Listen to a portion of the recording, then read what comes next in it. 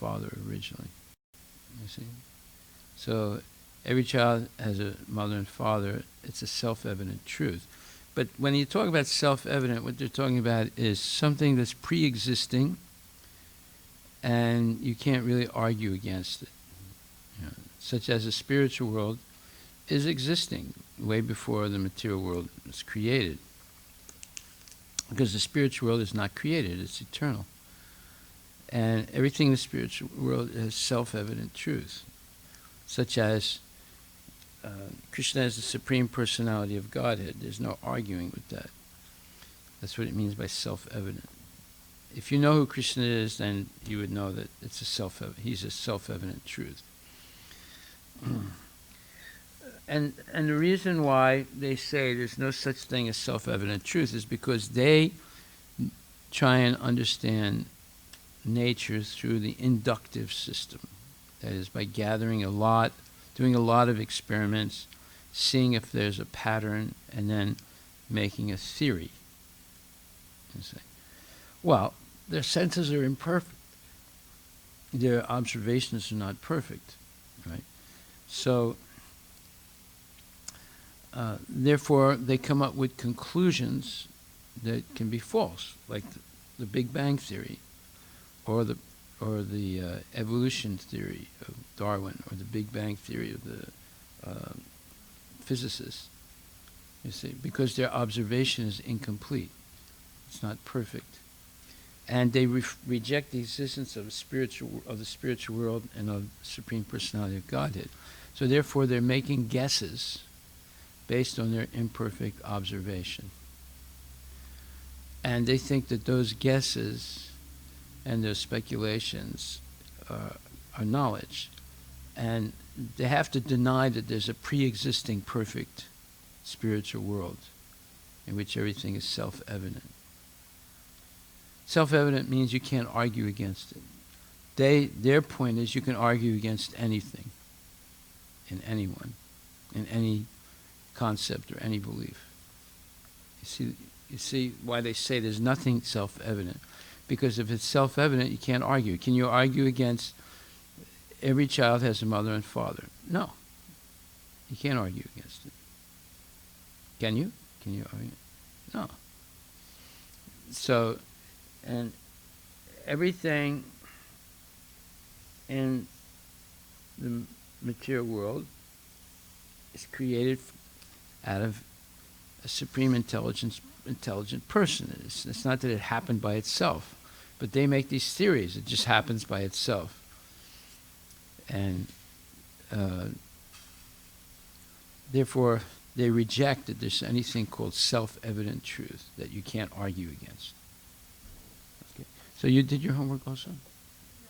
Oh, okay. You do? No. Okay. All right, so we're going to go over now. Everyone who did their homework spoke. Okay, so now we're going to go over this more deeply. First of all, I'm going to read a few things from Srila Prabhupada.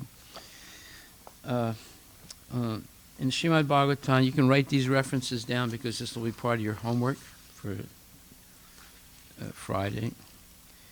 Srimad Bhagavatam 1.3.22. 1.3.22. And it says in the purport, the personality of Godhead Sri Rama assumed the form of a human being and appeared on the earth for the purpose of doing some pleasing work for the demigods or the administrative personalities to maintain the order of the universe.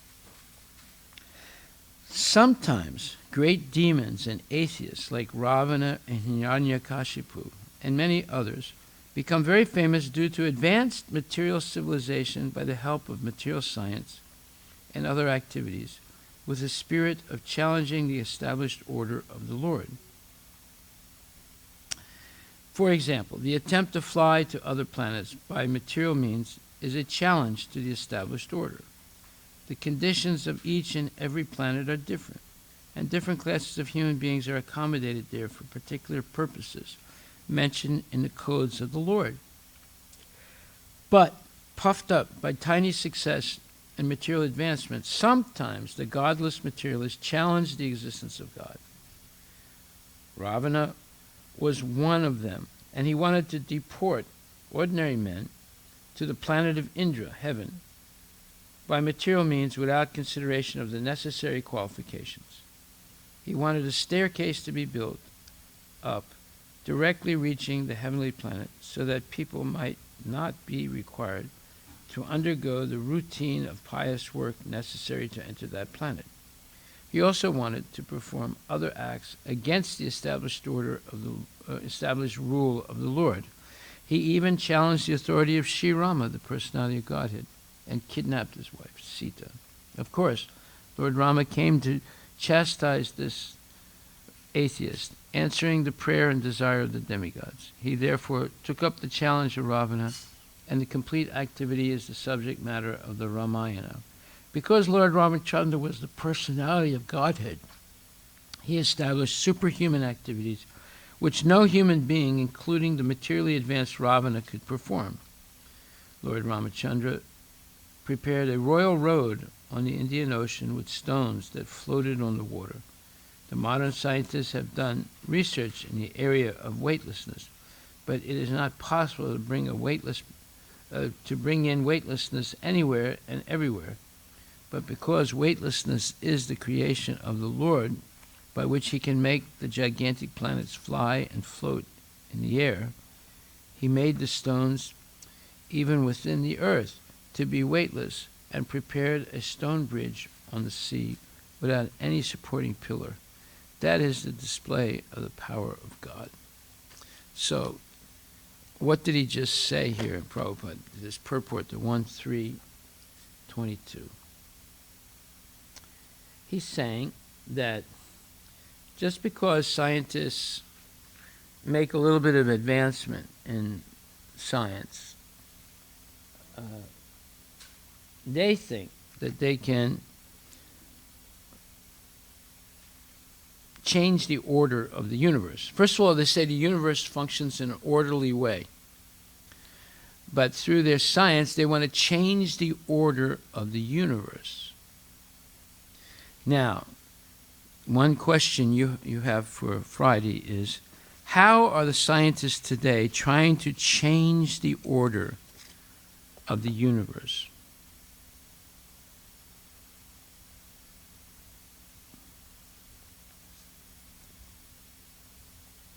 Did you write that down?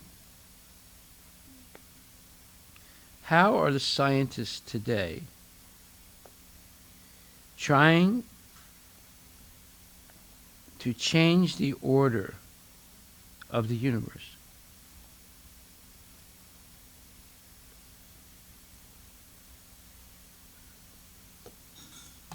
How are the scientists today trying to change the order of the universe?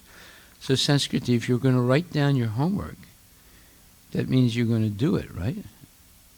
You can't keep coming and saying, I didn't do it. Right?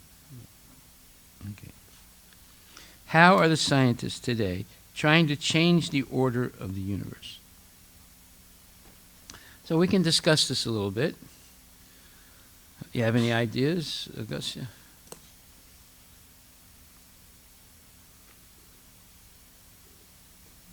You have any ideas? We are saying we can challenge and we can argue for their findings, but whatever is we are learning through our shastra, like we gave the example, we cannot deny the parents of every child as a parent, so we cannot argue on that. Okay, well, it doesn't exactly answer the question, but anyway, it's a good try.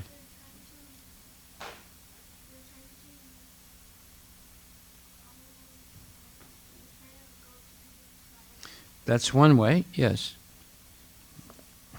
Okay. Prabhupada gives that example here. Trying to go to the moon or Mars and live there. That's one. Anything else?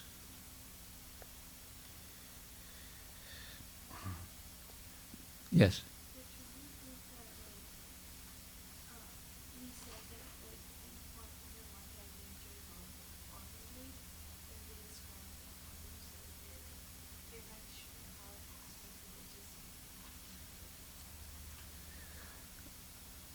Um,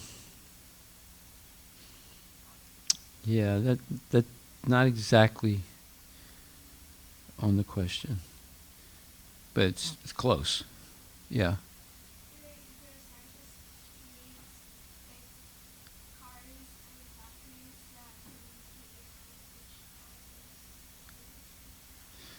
Well, they you're close. See, you're coming close, but you're not saying the right thing. They're trying to change what? Global warming, right? They think they can change global warming or global cooling, either way, or climate change. They think they can change the climate. And what are they doing?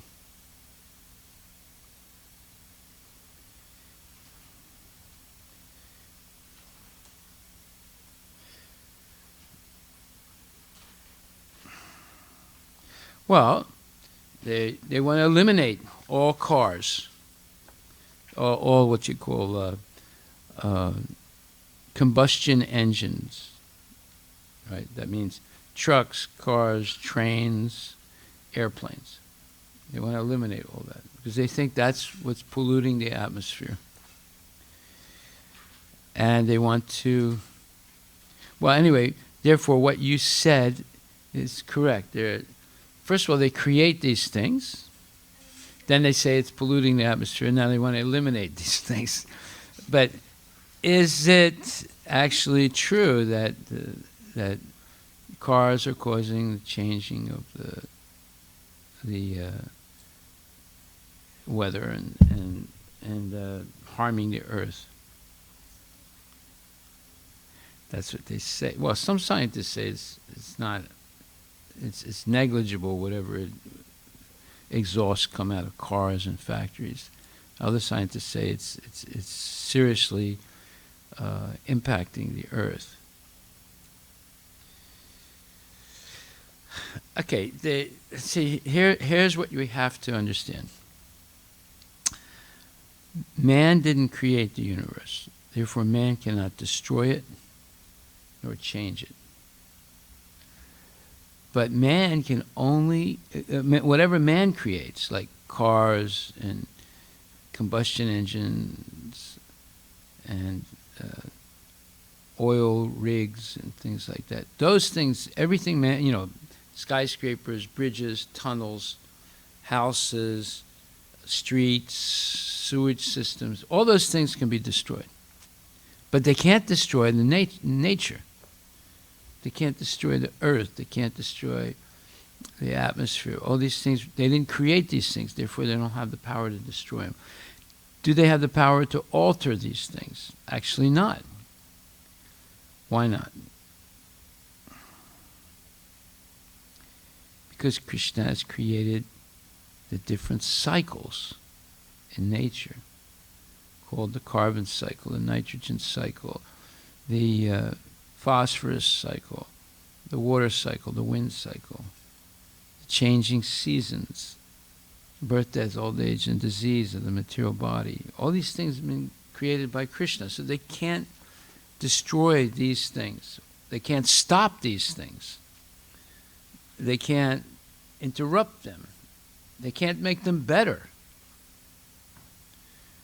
But houses, bridges, airplanes, cars, tunnels, all those things they can destroy because that's those things that they made themselves.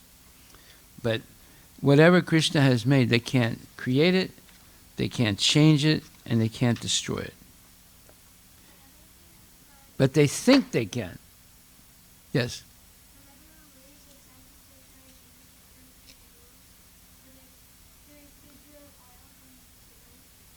Very good. Yes. Well, They drill the oil from the earth, and then they put water to replace the oil that they took out. But unfortunately, the water has a higher density than oil. So therefore, they can throw off the balance of the earth. And that happened previously. When did that happen previously? No. Well, yeah, he did that. Yeah. Huh? Yes. And what happened then? Varaha appeared, Krishna appeared, and put the earth back up. They were digging into the core of the earth. They were digging into the core of the earth, and they threw off the balance of the earth. Just like today, to get oil, they dig into the earth, and they extract the oil, and they put water back in to replace what they took out, right? So they are playing around with the balance of the earth. That is a fact. Will the earth fall out of its orbit? Probably not. It could slightly alter the tilt of its axis. It's possible. Maybe that could happen. But I mean, I'm not sure myself about that. But if it did happen, what would happen? Krishna would come and fix it again, because he maintains these things, just like he did when the demons bored into the earth, and the earth fell down into the Garbhodak ocean, and then Krishna came and picked it up and put it back into orbit.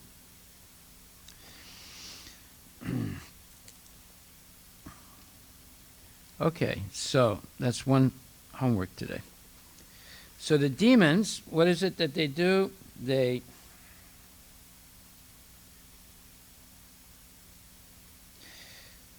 Prabhupada says, he says that Hiranyaksha and Ravana and many other demons became very famous due to advancement of material civilization by the help of material science. So Ravana was an advanced material scientist. So was Hiranyakashipu.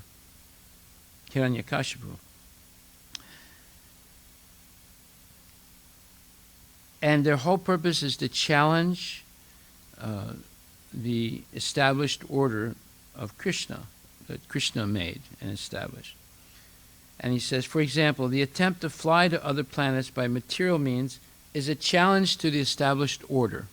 Why is that a challenge, the attempt to fly to other planets by material means?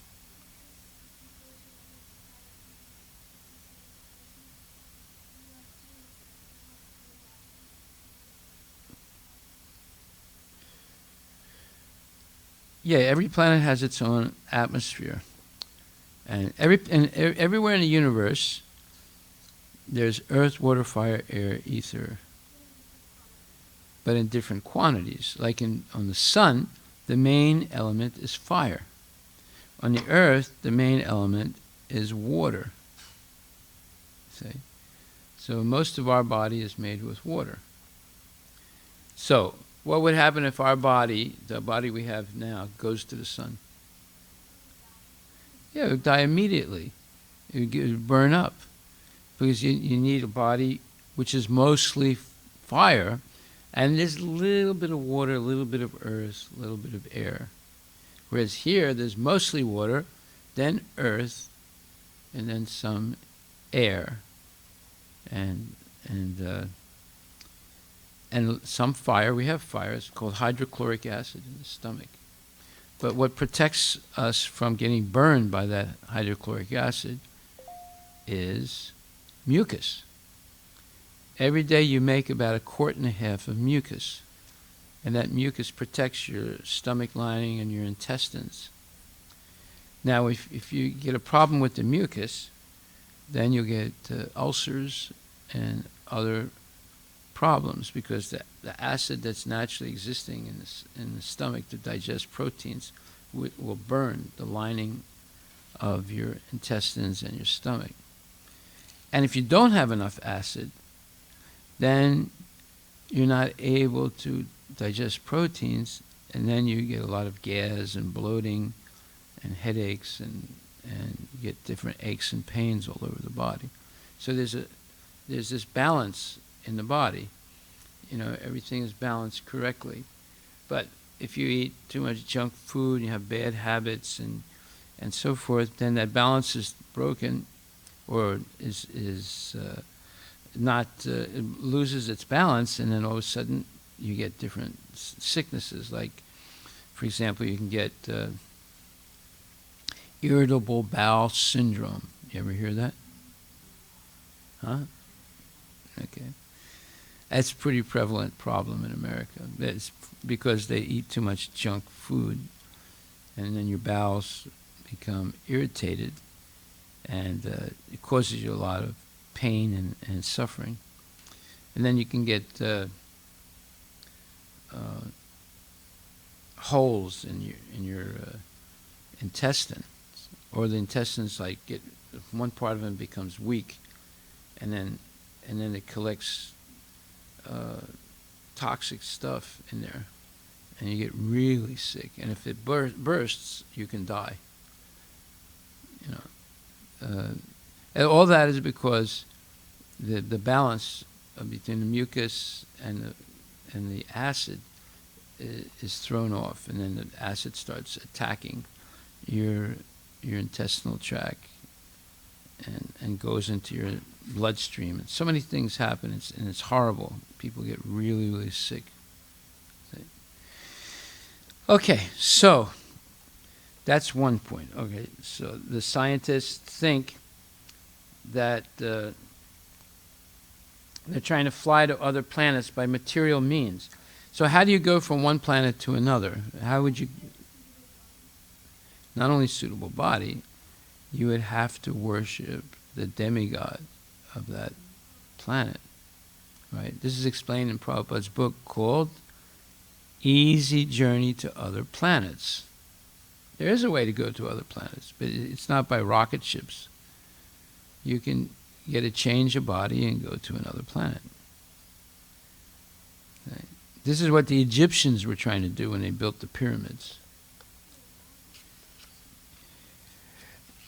Well, when you open up the pyramids, what do you find? You'll find these secret rooms in which there's a mummified body of, can be a king or it can be an ordinary person, and next to it there's like a pot of honey and all the stuff they would need if they went on a journey. And the idea is that when they die, they're going on a journey throughout the universe, and they need all these things for that journey. And when they come back, their body has to still be there. Otherwise, when they come back, the body won't. If the body is deteriorated or not there, then they can't go back into the body and continue it. Yes. Yes.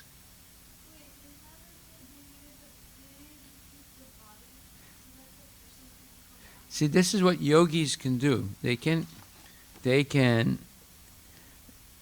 take their subtle body out of the gross body and travel around the universe and come back again and enter the body. But the body has to be in a safe place where bugs and animals and things can't touch it. And they do that by swallowing their tongue and plugging up the 9 holes of the body and holding air inside. So it doesn't go, no more comes in, and whatever they have inside doesn't go out. And they can, it's called suspended animation, where the body stops functioning, but it doesn't die. And their subtle body leaves the body and can travel around the universe, do whatever they want to do.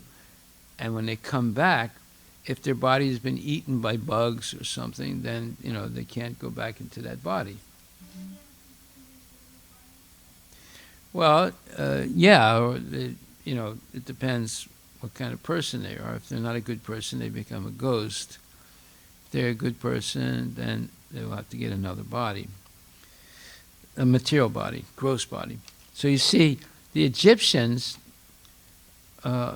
understood this to a certain extent. They didn't understand mystical yoga, but they had some understanding of it because they are a Vedic people who left the Vedas and Vedic culture, but they brought with them this type of knowledge of the possibility of traveling through space, and therefore when they mummify the body,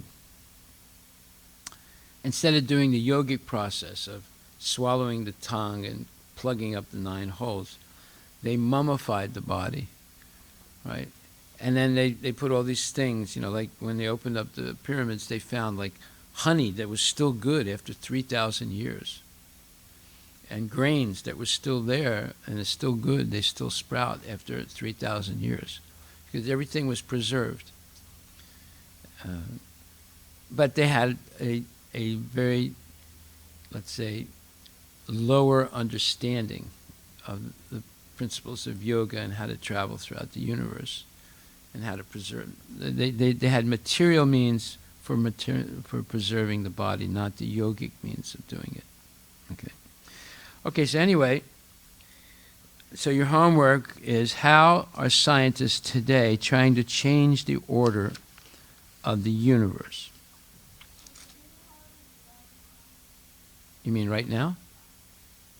Well, that doesn't mean anything. It means that if I help you do your homework, so now you have to write it out. Right?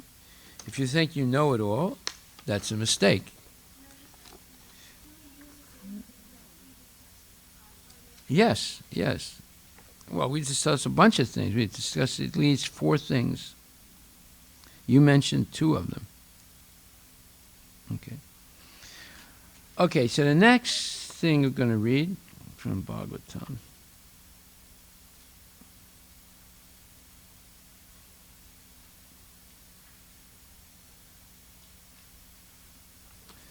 Okay, next. See, Prabhupada talks a lot about scientists and demons. So this is 111. Srimad Bhagavatam 1.1.1 in the purport. And it says, in this sloka, the particular words abhigya and swarat are significant. So this is 111 in the purport. So it's a long purport. And in my Srimad Bhagavatam, it's page 49. So it says, in this sloka, the particular words abhigya and swarat are significant. These 2 words distinguish the Supreme Lord from all other living entities. So write this down. How is Krishna distinguished? How is Krishna different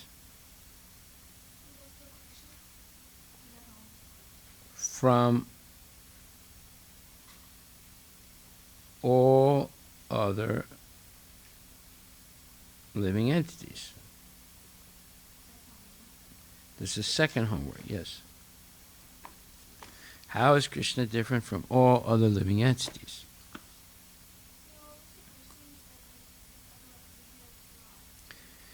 Yeah, no other, it says here, these 2 words distinguish the Supreme Lord from all other living entities. No other living entity is abhigya, A-B-H-I-I-J-N-A-H.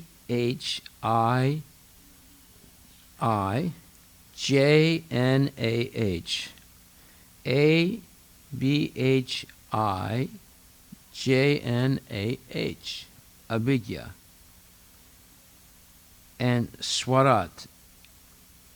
S-V-A-R-A-T. S-V-A-R-A-T.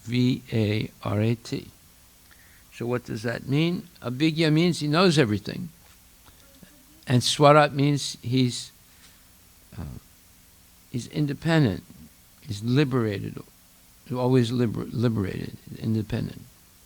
So this differentiates Krishna from all other living entities. Do you know everything, Augustia? Are you independent of the laws of material nature? Are you, let's say, not controlled by anything? No. Okay, so you're not Krishna then. I'm not Krishna either, because I'm not Avijja Surat. But Krishna is all-knowing, and he's completely independent. Nothing controls him. Okay. These two words distinguish the Supreme Lord from all other living entities. No other living entity is either Abhigya or Swarat. That is, no one is either fully cognizant or fully knowledgeable or fully independent. Even Brahma has to meditate upon the Supreme Lord in order to create. Then what to speak of great scientists like Einstein?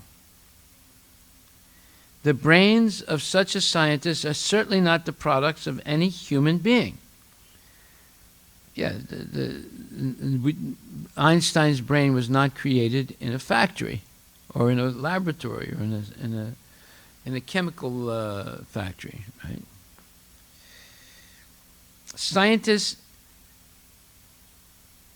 the brains of such a scientist are certainly not the products of any human being. Scientists cannot manufacture such a brain, and what to speak of foolish atheists who defy the authority of the Lord. So we studied Turing so you can understand. Turing was saying that he could create, or in the future there would be a computer that would be equal to a human being, just as smart as a human being. And this is what the demons believe, and it's not true. Scientists cannot manufacture such a brain, and what to speak of foolish atheists who defy the authority of the Lord. Even Mayavadi impersonalists who flatter themselves that they can become one with the Lord are neither Abhigya nor Swarat. Such impersonalists undergo severe austerities to acquire knowledge, to become one with the Lord, but ultimately they become dependent on some rich disciple who supplies them with money to build monasteries and temples. Atheists like Ravana and Hiranyakashipu had to undergo severe penances before they could flout or challenge the authority of the Lord. But ultimately they were rendered helpless and could not save themselves when the Lord appeared before them as cruel death. This is also the case with the modern atheists, who also dare to flout or challenge the authority of the Lord. Such atheists will be dealt with similarly, for history repeats itself. What does that mean? History repeats itself. Yes. So, in the past, there were great scientists like Einstein and others. But they all, and no matter how much they knew, no matter how many Nobel Prizes they won, they were still subject to birth, old age, disease, and death. Right? And today there are many great scientists trying to stop death. Do you think they will? No. They also will get old, get sick, and die. No matter how many miracle drugs or miracle substances they can invent, they will also be subject to birth, death, old age, and disease. See, you cannot change the order of nature because it was not made by man, it was made by God. See?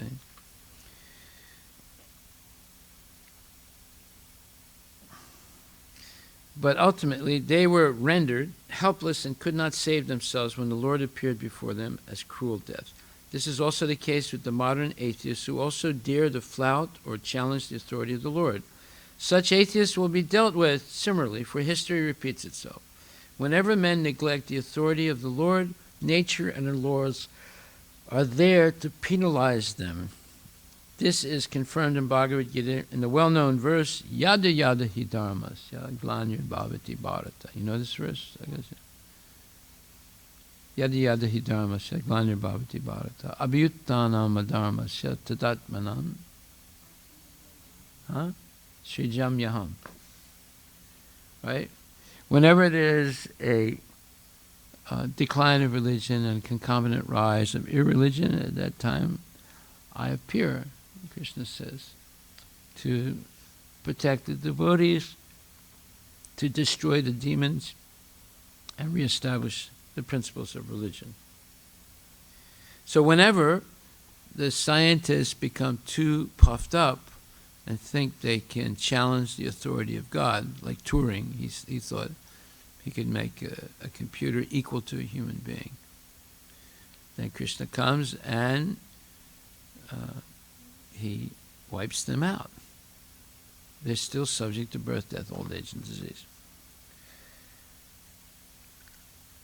Wherever there is a decline of Dharma and a rise of Adharma, or Arjuna, I incarnate myself. Krishna says, 4th chapter, 7th verse. That the Supreme Lord is all perfect is confirmed in all Shruti mantras. Okay, so how does, your question is, how is Krishna different from all other living entities? That's homework number 2. And homework number 3.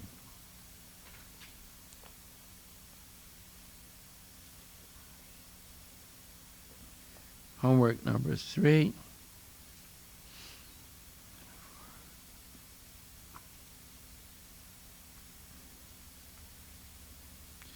Srimad Bhagavatam,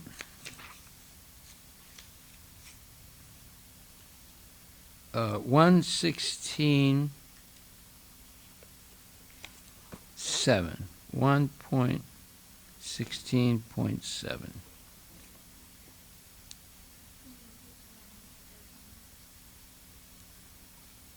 What? Yes. Yes. And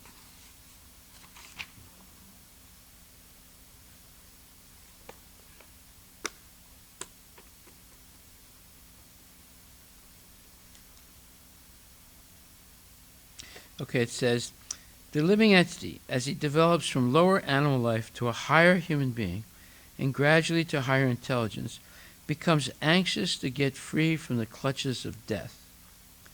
Modern scientists try to avoid death by physicochemical advancement of knowledge, but alas, the controller of death, Yamaraj, is so cruel that he does not spare even the very life of the scientist himself. The scientist who puts forward the theory of stopping death by advancement of scientific knowledge becomes himself a victim of death when he is called by Yamaraj. What to speak of stopping death? No one can enhance the short period of life even by a fraction of a moment. The only hope of suspending the cruel slaughtering process of Yamaraj is to call him to hear and chant the holy name of the Lord. Yamaraj is a great devotee of the Lord, and he likes to be invited to kirtanas and sacrifices by the pure devotees who are constantly engaged in the devotional service of the Lord. Thus, the great sages, headed by Sonaka and others, invited Yamaraj to attend the sacrifice performed at Naimisharanya. This was good for them who did not want to die. So, did you ever invite Yamaraj to come to?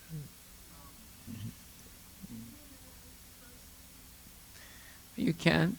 You can invite the demigods. In the Radharaman temple in Vrindavan, whenever I have a festival, you'll see they set up banana leaves as like a plate. About 20, 30, 40 of them. But no one sits there and eats. I mean, you don't see anyone eating. Who are they setting them up for? Yes. They invite the demigods to come and eat.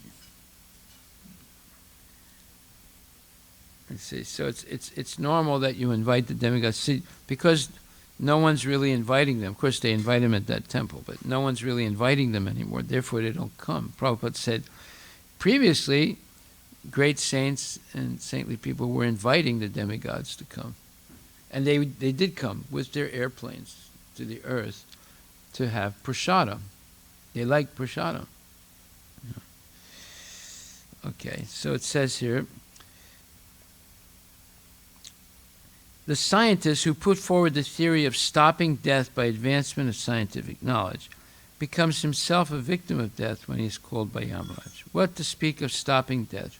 No one can enhance the short period of life even by a fraction of a moment.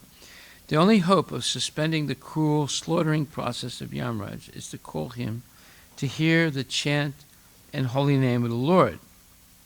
So if you want to stop, yes.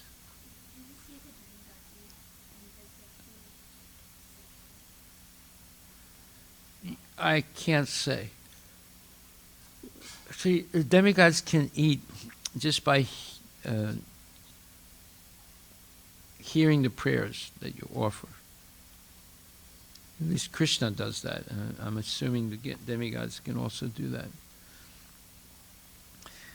The only hope of suspending the cruel slaughtering process of Yamaraj is to call him to hear and chant the holy name of the Lord. Yamaraj is a great devotee of the Lord, and he likes to be invited to kirtanas and sacrifices by pure devotees who are constantly engaged in the devotional service to the Lord. Thus, the great sages, headed by Sonaka and others, invited Yamaraja to attend the sacrifice performed at Naimisharanya. This was good for those who did not want to die. Okay, so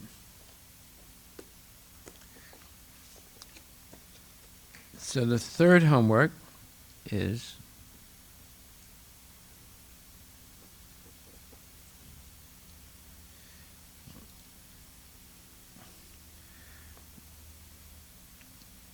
death defeats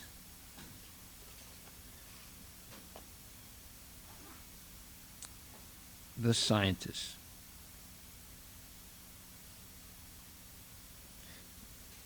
Do you know any scientist that's eternal? No, they all die. Why? Because they're trying to challenge the order of the Lord. Right? And homework 1 is, how are the science today trying to change the order of the universe? Right? So that's why you have to answer number 1. And then number 4, you can see that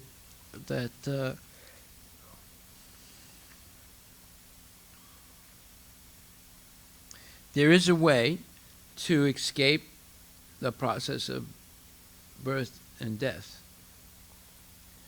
but it's not by science. So death defeats the scientist. So your homework, what is the way to defeat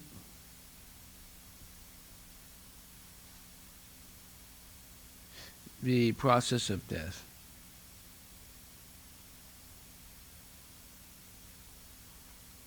Okay, third homework. And you'll find the answer in 1:1. I'm sorry. 1:16:7.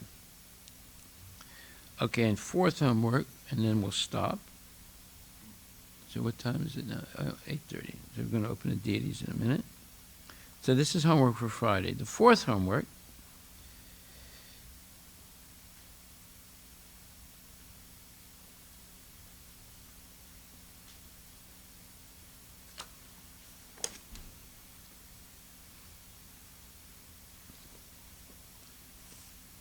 so we'll look on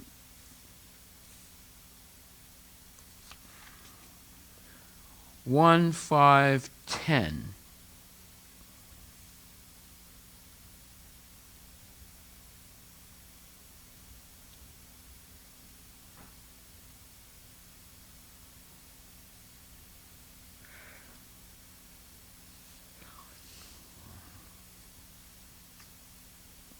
Okay, so the question here is,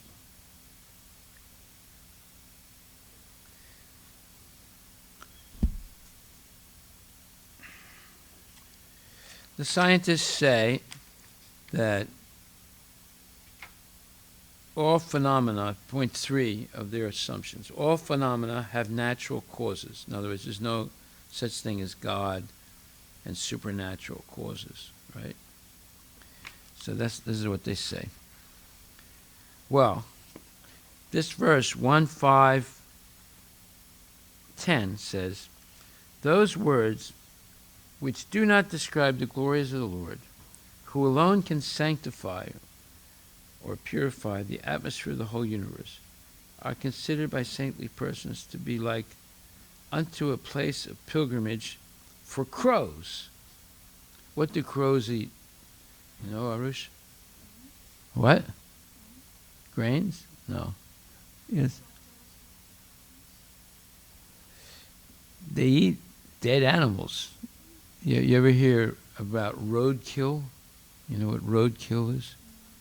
What is it, Shrestha?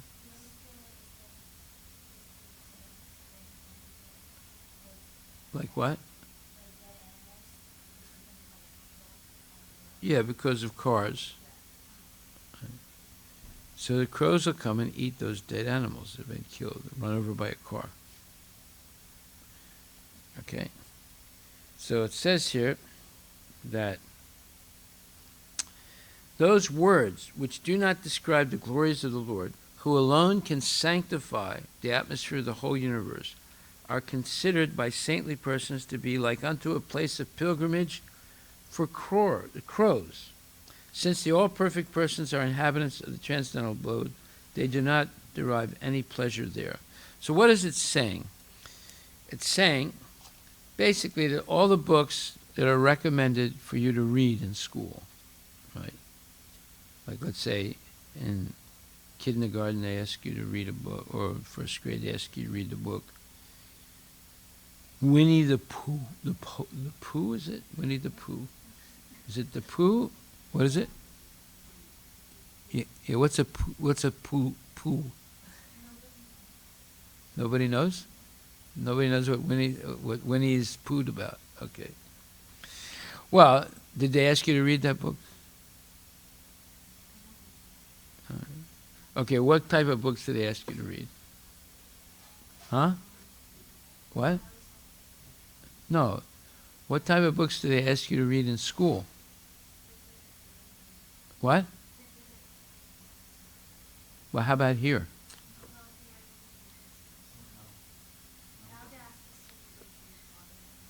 They ask you to read Harry Potter. Okay. That is, according to this verse, that is a book that's like a place of pilgrimage for crows. What do crows eat? Yeah, stool, basically. So, if you read Harry Potter, it's like, you know, eating stool.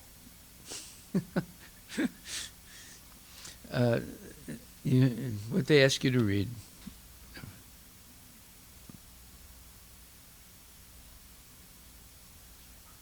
You don't remember? Yes, they do. They ask you to read any books, Augustia? Yeah.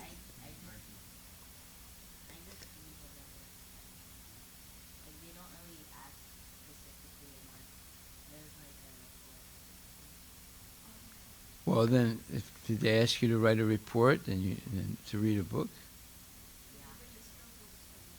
Huh?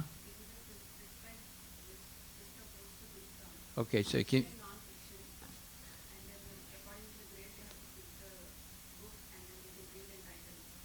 Okay, so do you remember any books that they recommended? Yeah, he remembers Harry Potter. Oh no, I'm sorry. Yeah, yes.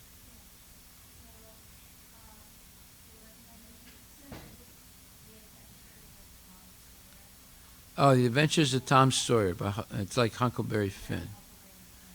Yeah, yeah. Yes, Arush? Something upstairs. What was upstairs? A ghost or what?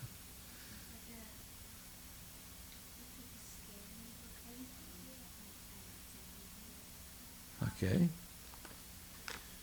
Ria, were you anyone? Then your teachers suggested you read some book. No. Oh, okay. And Advitya, did you? No books. Wow. Okay. Well, anyway, this verse says that all perfect persons, since the all perfect persons are inhabitants of transcendental abode, they do not derive any pleasure from reading books that are mundane, basically. So here it says, there are different types of literature for different types of men of different mentality. Mostly the market literatures, which attract men of the crow's categories, are literatures containing refused remnants of sensuous topics. They are generally known as mundane talks in relationship with the gross body and subtle mind. They are full of subject matter described in decorative language, full of mundane similes and metaphorical arrangements. Yet with all that, they do not glorify the Lord. Such poetry and prose on any subject matter is considered decoration of a dead body. Spiritually advanced men who are compared with the swans do not take pleasure in such dead literatures, which are sources of pleasure for men who are spiritually dead. Well, therefore, homework number 4 is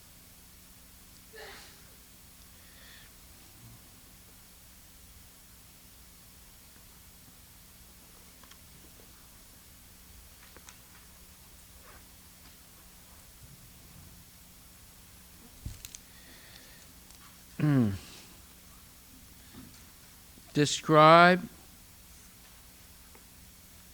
the difference between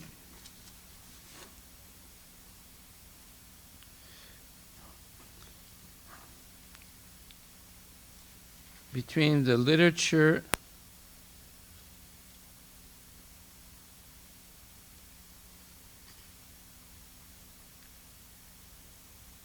of crows and literature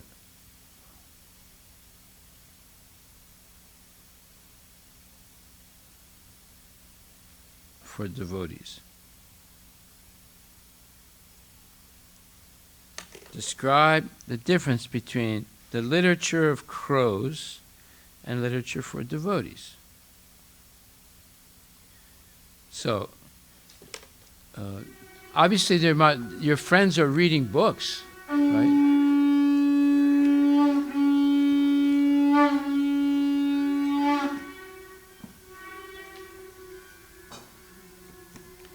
So, question 1, how are scientists today trying to change the order of the universe? Question 2,